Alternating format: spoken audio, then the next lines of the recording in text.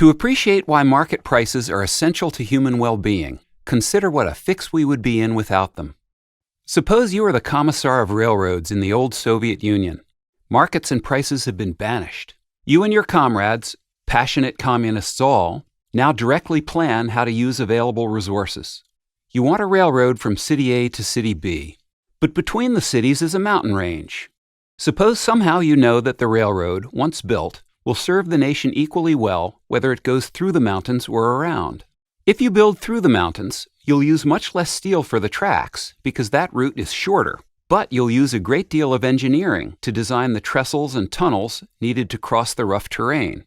That matters because engineering is also needed to design irrigation systems, mines, harbor installations, and other structures, and you don't want to tie up engineering on your railroad if it would be more valuable designing those other structures instead. You can save engineering for other projects if you build around the mountains on level ground, but that way you'll use much more steel rail to go the longer distance, and steel is also needed for other purposes, for vehicles, girders, ships, pots and pans, and thousands of other things. Which route should you choose for the good of the nation?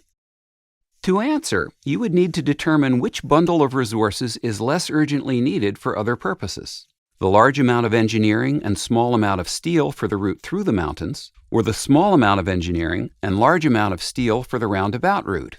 But how could you find out the urgency of need for engineering and steel in other uses? Just one way engineering is used is to build irrigation systems. To assess the importance of a particular irrigation system, you would need to know what the farmers know about how irrigation would increase the yield of their fields. And to know the value of that increased yield, you'd need to know what grocers know about their customers' eagerness for that produce. That in turn depends on what customers know about the better meals they could fix with that produce. How would you find all this out?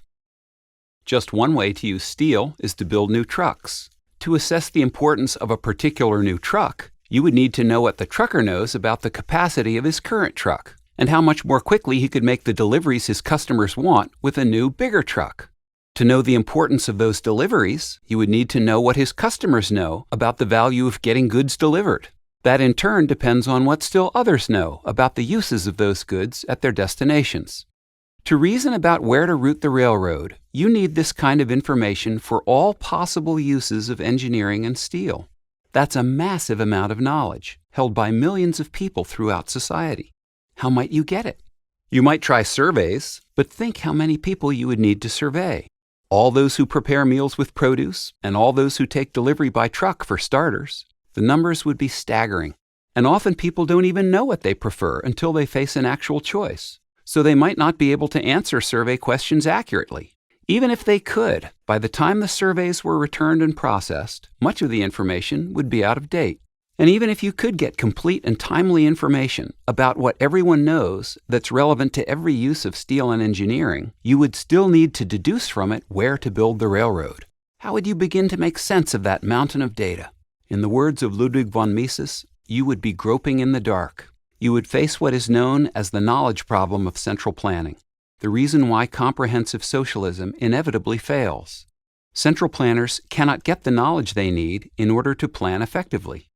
You, Commissar, simply cannot know on what projects scarce resources should be used for the good of the nation.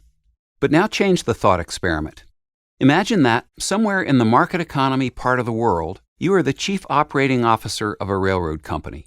You work not for the good of the nation, but to generate profits for your firm. You want to run a railroad line from city C to city D. Again, there's a mountain range between them. Now how do you decide on the route? You choose what's cheapest. You would calculate the total cost of each route, for each one multiplying the amount of engineering required by the price of engineering, and adding that to the amount of steel required times the price of steel. Then you would choose whichever costs your company less. You might give no thought at all to the good of the nation, or society as a whole. But, and here's the marvel, by choosing the route that is cheapest for your company, you would thereby choose the route that's best for society. You would use the bundle of resources that's least urgently needed for other purposes. Why? Because those market prices you calculate with reflect the urgency of need for engineering and steel in all their alternative uses. For example, Suppose customers wanting tastier meals would buy better, more expensive produce if it were on the shelf of their local grocery. In effect, they're offering grocers more for produce, so the grocers will offer farmers more for produce. So the farmers whose yields would be sufficiently improved by irrigation will offer more for irrigation systems, and those who build irrigation systems will offer engineers more to design them.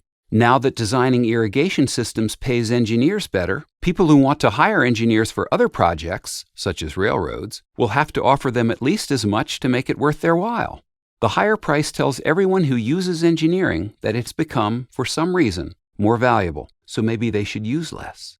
In this way, the market prices of resources represent the particular knowledge and preferences of millions of people who directly or indirectly use those resources, and the prices communicate that knowledge and those preferences to everyone interested.